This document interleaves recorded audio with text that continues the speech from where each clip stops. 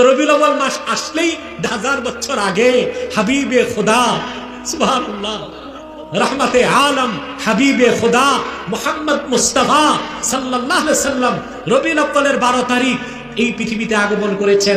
হযরত আমিনার কোলকে উজালা করেছেন। রবিউল আউয়াল মাস আসলে 1500 বছর আগের সেই লাইলাতু মৌলিদুল মুস্তাফার কথা মনে হলে মুমিনের হৃদয়ে তো আনন্দ জাগবেই।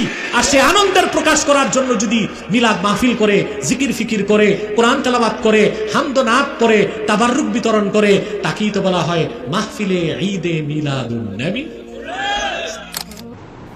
রাসূলুল্লাহ সাল্লাল্লাহু আলাইহি ওয়াসাল্লাম 12ই রবিউল আউয়ালে বিদায় নিয়েছেন, এটি সকলেই একমত।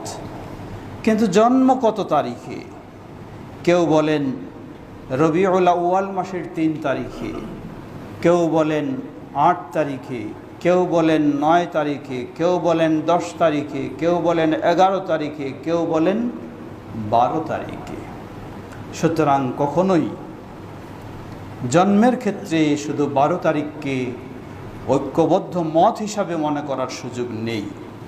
যদিও হয়, কিন্তু এই দিনটিকে কেন্দ্র করে আপনি কোনো ঈদ উদযাপন করবেন, এমনটি আপনার চেয়ে প্রিয় যারা ছিলেন, এই উম্মার শ্রেষ্ঠ যারা ছিলেন, খোলাফায়ে রাশিদিন, সাহাবায়ে কেরাম, তাবেঈনগণ, এমনকি প্রসিদ্ধ ইমাম আবু হানিফা রাহিমাহুল্লাহ, ইমাম মালিক রাহিমাহুল্লাহ, ইমাম শাফিঈ রাহিমাহুল্লাহ, ইমাম আহমদ বিন হাম্বল রাহিমাহুল্লাহ, তারা তো নন, তাদের যুগ পর্যন্ত এই ধরনের ঈদে মিলাদুন নবী বা 12 তারিখের কোনো অনুষ্ঠান পৃথিবীর বুকে হয়নি।